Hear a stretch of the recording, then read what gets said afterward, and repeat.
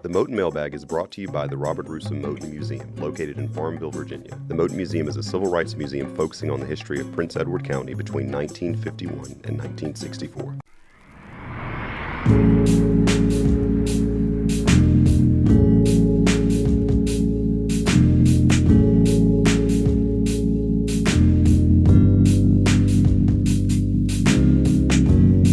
Welcome back to the Moton Mailbag. My name is Kenneth Townsend, Director of Education and Public Programs. And I'm Leah Brown, the Assistant Director of Education. The Moton Mailbag is a weekly listener question show. Each week we'll answer questions about U.S. history, African American culture, civil rights, and more. Feel free to submit your questions via Facebook, Twitter, and Instagram at Moton Museum, or email info@motonmuseum.org. So, it's 68 days into being closed to the public? Something like that? I mean, that sounds right. I mean, what is time, right? Well, exactly. Why keep track? So what's happening on your end? How are things going? I hate this rain. It is so demoralizing, but it's chilly, so I'm like, let's put a hoodie on. It's fine. Be cozy. Sweater weather? Yes. So, but I got a new cookbook. Haven't cooked anything yet, but I'm optimistic. So we'll see. It's the Sweet Home Cafe cookbook. It's from the National Museum of African American History and Culture. Okay. And I'm just like, this sounds amazing. I need to get a pantry so I have all these basic ingredients. Mm-hmm. And I think I know how to cook. I know how to survive. There's a difference. So Things can be too thick. So yeah, some recipes I'm like, that takes way too much time. Why would anybody do that? And then some I'm like, bet I can make that right now. So yeah. I'm sure back when a lot of these recipes were done, the makeup of the home was different, and people spent a lot more time in the kitchen than probably us millennials feel like spending in the kitchen. Yes. Like my great grandmother, big breakfast, clean up, it's time to cook lunch, clean up, it's time to cook dinner, and then you can sit down. Like, why? Why? Similar to my grandmother, I'm quite sure. We eat good, though. We eat good. Facts. Absolutely. Eat real good. So we can go ahead and get started with these questions if you're ready. I am. Cool. I'll read the first one. And this is from somebody who's probably not located in this area, which is cool, but we will encourage you to visit after we're able to. But the first question is, what is Farmville like today? Let's start with Leah, because she is newer to the community than I, and therefore far less biased. Yeah, I can see that. All right, so Farmville for me is the perfect mix of city and country. If I go in one direction, there are cows. I am happy. Love cows, love farmland, that kind of girl. If I go in the other direction, there's fine dining. It's like, well, there you go. This is pretty great. I mean, granted, it's not that fancy because, balling on a budget, but it's nice to have the blend of the two within 20 minutes versus my typical experience of 40 minutes to get anywhere. So I like it. And then the people, I'm still learning the community, the people, and seeing how I'm a people watcher. So the interactions, I'm still learning, but I like it. Yeah. Good. Glad I'm a native Farmvillian, so that sounds awesome, and I'm glad always when people acclimate well to the community. Farmville's changed a lot over the years, and I think in the previous episode we talked about what would Prince Edward County be like today if it wasn't for the school closings. I mean, not to go back down that rabbit hole. If you listen to that episode, I've talked for a long time, but Farmville's a great place. I mean, I love it. I think the size is great.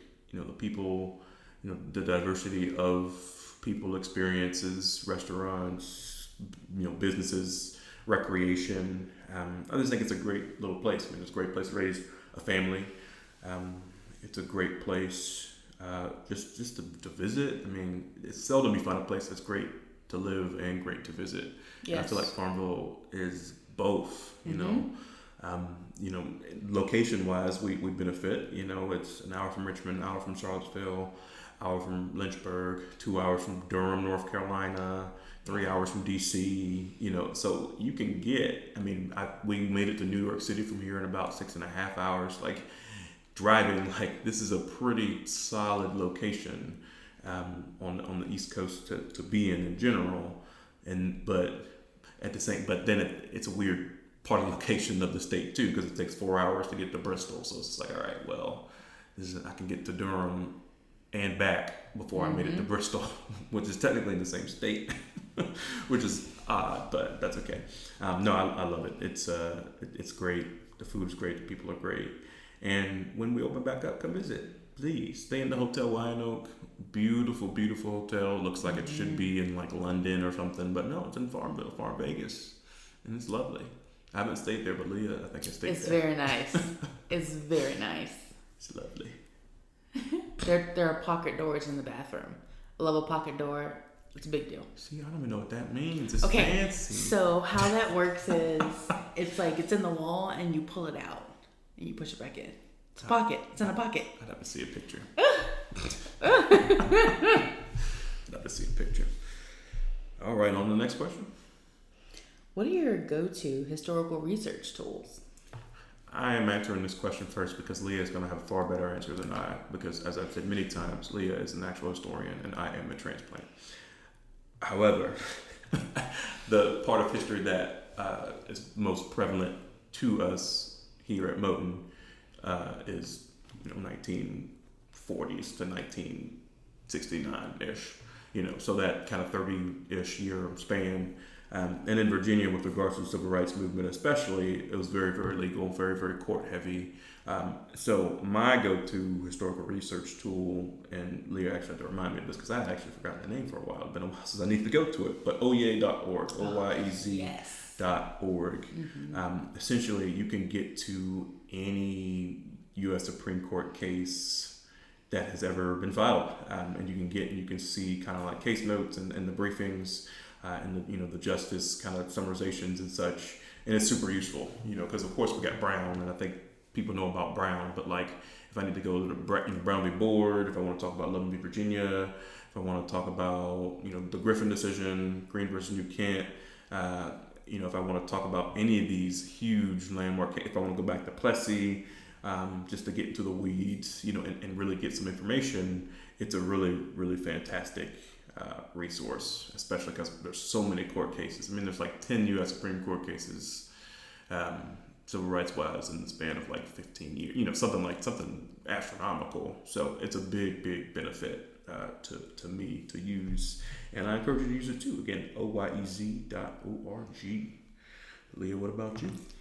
So I love the Library of Congress. One, the library, why not? Two, the number of primary sources that they have readily available is amazing. Newspapers, letters, photographs, drawings, political cartoons, always fun. Sometimes traumatic, let's be clear. And that's my fave. That's top tier. But then thinking about historic research, I like to listen to the people, going back to those primary sources, oral histories, listening to the people who lived an experience for me makes it not relatable, but better understandable. Because this is a person, I'm seeing this is a person and they are going through what happened to them. So to have that ability to hear the voice of the person that had this tremendous impact. Depending on who the person is, it's a different story. And kind of to go along with that, the WPA, I mentioned it before, the slave narratives they collected, they did it via oral history, and I was in class back when I was getting my master's, and we were given 2 oral histories. One was of this lady who, she said, this was, I had a great master, she was enslaved. He was great. It was awesome. It was it was fine. The next one was, sit down, let me tell you what happened to me and my people. And that exchange. Now, it turns out, same person. Who was interviewing her was the difference. The first person was somebody who was white. It was a white male versus a black female. So, how a story is told, who tells the story, I don't know, it is fascinating to me.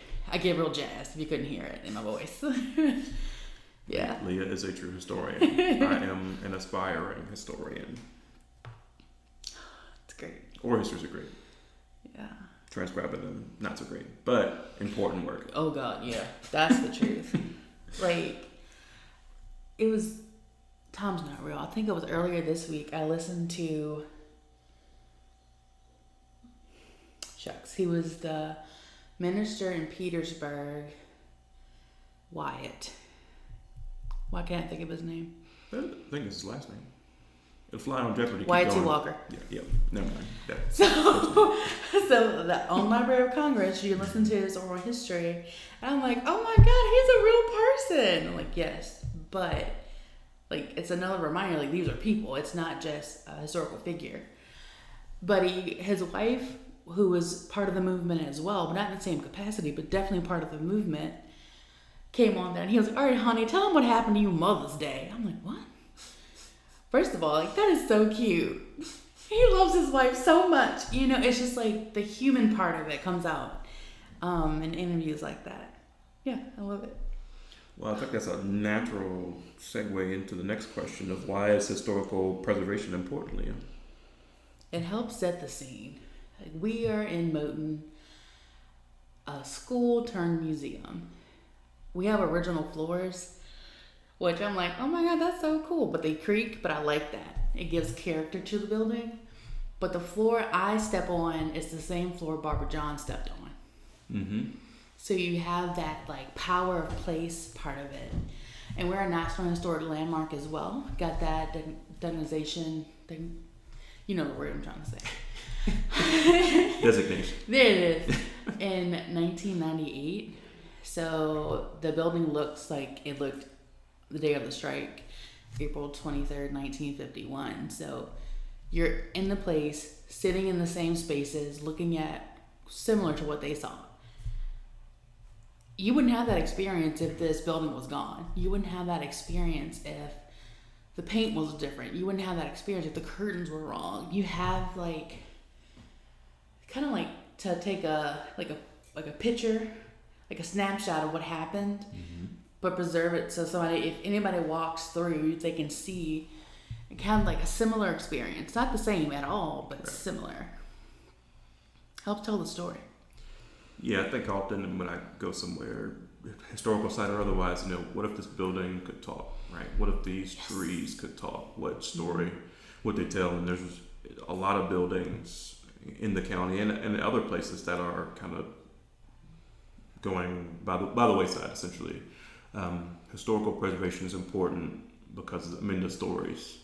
We have a building across the street, Mary E. Branch Elementary School, which formerly known as, and it's just to see the state of disrepair it's in now. It's just really sad because once upon a time that was the elementary school for African American students in Farmville.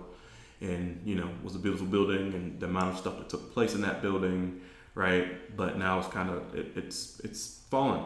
I think we're doing some work to try to preserve it, but it's difficult because preserving old buildings can be expensive. And we're lucky to work at a place such as Moton that has such a great example of how grassroots energy and efforts can go a super long way into historical preservation. But any history education, I think, is summed up by the quote of, something to the effect of know your past so you won't, let the bad things repeat themselves and so you can have a better future. And I think that preserving spaces is a big part of that because it's a great way to make the connection, kind of like Leah was alluding to earlier. It's difficult to make a connection if you just are reading about it. Or if you just look at a photograph, but when you can go there and it's kind of like you can feel it, there's a different feeling, there's like it's just different. When I was walking around Montpelier a couple of years ago, and I went into the Mirror Distinction of Color exhibit, you could just feel it. It's like, whoa, like this is, it just is a feeling. Yeah. That no amount of reading, and I don't even like reading like that, but no amount of reading could, have given me that same feeling, which wouldn't have given me the same kind of connection to it. So, I think historical preservation is very important in that regard. All right, last question. Am I reading this one? I'll read it. Okay. Oh Lord. Okay. This is a hard one. All right, stay with us, y'all. Today we see TV channels, churches, other things that are unofficially black only. Is this a form of self-segregation? Is this a form? No, yeah, that's right. No, you yeah. Is this a form of self-segregation by both whites and blacks, and is it a bad thing? Yeah, y'all knew this was going too lighthearted to not have a deep society-provoking question. I think this, you could have asked this 50 years ago, you could have asked it 100 years ago, and you could ask it today. And thank you to whoever sent in this question. The Martin Luther King quote, right? The most segregated hour in the country is at 11 a.m. on church Sundays, right? Like, people feel comfortable around people who are similar, and I don't think that's inherently a bad thing. I will say that primarily African American TV channels, BET is the obvious example, right? Mm-hmm. It wouldn't exist if it didn't have to. And I think it's a good thing that it exists. However, when it was created, it was because there wasn't representation of African Americans in any kind of positive or three-dimensional or nuanced fashion.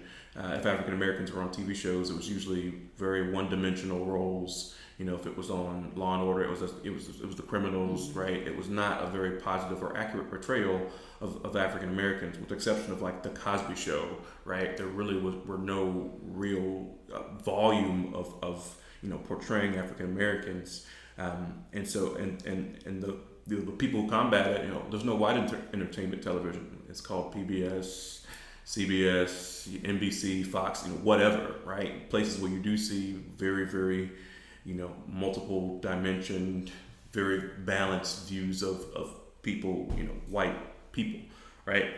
I think black churches, or versus white churches, it's culture, right? I've been to plenty of, I guess, mixed race churches. Mm-hmm. I've been to plenty of black churches, I've been to plenty of white churches. It's kind of just down to a matter of preference and comfortability. I don't think it's inherently a bad thing. I think the only time self-segregation, quote unquote, becomes a bad thing is when people go out of their way to be closed-minded or to silo themselves from the rest of society or from other races. Supremacy is bad. I don't think it's bad to have a group of black friends. I don't think it's bad to have a group of white friends. I think it's bad if you're going out of your way to make sure that is the case. Because if you go to Minnesota, you're not going to see a bunch of black people around just because that's not where most of the black people are. I went to a predominantly black high school. Therefore, most of my friends were black. I still had plenty of white friends, but I went to a predominantly black high school. I didn't go out of my way, but that's just what's kind of that. I think as long as it's not from the perspective of supremacy or superiority, I think it's fine. I think it's okay. I think it's good to be able to go to be with people who have a similar experience. But I think the big key to racial harmony is opening our minds up and learning different cultures. Being around people who are different than us so we can appreciate and respect their cultures and be inclusive and not just diverse. What do you think, Lee? All right, so I read out my answers, surprise. So I wrote out a lot, but I think the issue, again, is exclusion. Yes, they're predominantly African American churches, but if you weren't African American and showed up, you'd be welcome, you'd be given a program, an usher would tell you where to sit, versus being told you can't be here. And thinking about, let's throw in the historical perspective. people of color, African Americans, were excluded from almost everything. That's what segregation was. The separation, it was subjugation. Right. Making them second-class citizens, which they resisted completely.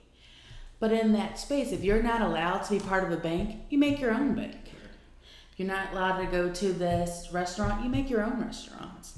You find your own place within the spaces. And it's not, historically, it was exclusion.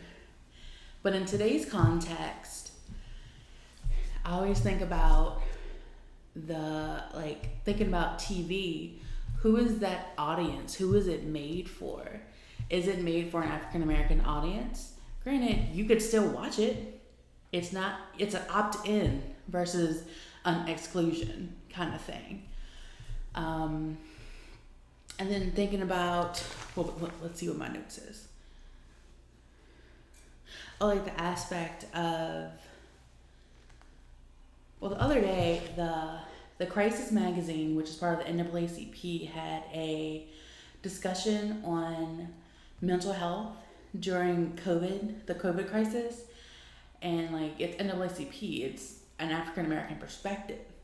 And it was on live, so anybody could engage, but the audience was directed towards African Americans because you have years of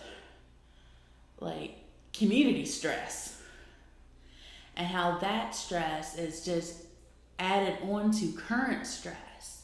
So to me, the unofficially Black part of it, if you can watch it, engage if you would like to. It's an opt-in. But then not everything is for everybody. Does that make sense? Not that you're not welcome, but the information given may not be helpful to you as a person. So it depends on the context. But it's an opt-in. If you like to go to African American church, you can go. If you want to watch African American TV, you can watch it. This isn't what the question was, but I think often about Griffin Boulevard here in Prince Edward County in Farmville. How many Black-owned businesses, restaurants, places that there were back then. And I think Leah made me think of it when she said, because they had to be, right? We couldn't go to white barbers, so we went to black barbers. We couldn't go to white restaurants, so we had to create our own. After desegregation happens kind of widespread, how many Black-owned restaurants do we have here now? Yeah. One. Maybe more than one. I think a Black person owns the Bojangles. That's like a franchise spot, but two max. Yeah. When it used to be dozens, right? How many Black, real estate agents are there here? How many African American? There are barbershops, but there's just seeing the way things have changed. It makes you think, and the churches certainly still are around in some iteration, but this is something you think about, because typically the white institutions were viewed as the better ones, and so when desegregation happens, there was less patronage of African American spots because you could go to the white spots now, whether it be for the novelty of it or because it was perceived to be better. So I think there's a conversation to be had about helping people of color get back into entrepreneurship in an inclusive way in Farmville and in Virginia and in the country. I think there's a big need for that and a desire for that. Just like the Negro Baseball League, right? Most of those guys didn't even end up going to the MLB. There was a few of them, but it would take decades for more African Americans to be in the baseball league. Same with basketball. Same with every institution. What they achieved through desegregation was diversity, but not inclusion. Mm-hmm. And I think that was the issue. And I think we answered on a previous question in a previous episode. I think we talked about it, but. Was integration worth it? Anyways, we've gotten the question. Was integration worth it? Because it seemed like a lot of bad stuff kept happening. And I think the shorter answer is yes, it was worth it. But if people could go back in time, they would try to do it in a more deliberate way. Yeah. I think that's the crux of the answer. The inclusion part. Right. I mean, you always say diversity is you're invited to a dance, but inclusion is to a party, but inclusion is you're invited to dance. Like you're asked to dance, like you're actively part of it. Right. That makes a difference. I mean, and the question about is it a good or a bad thing, the intent makes it a good or bad thing. Right. You know, like if it's like your community church, it's your community church. If it's you saying to anybody, you can't come in for whatever reason, that's a bad thing. That's, you know. Yeah. Yeah. Anything else on that? I think that was a pretty good conversation. Yeah, I mean, it's one of those questions that, I mean, it should be asked. Yeah. It's a hard answer because it's layered. It's like Yeah. an onion, lots of layers. Oh, Shrek. Yeah. Cakes have layers too, Leah. They do. They won this week. Lemon. It's great. All right. And that concludes this installment of the Moton Mailbag. I would like to thank you for tuning in. Next episode, next week, same time, same place. Find us on Apple, Spotify, Anchor.com. Just look up the Moton Mailbag Podcast. Keep sending your questions, all of our social media platforms, or email us at info@motonmuseum.org. Talk to you soon. Bye.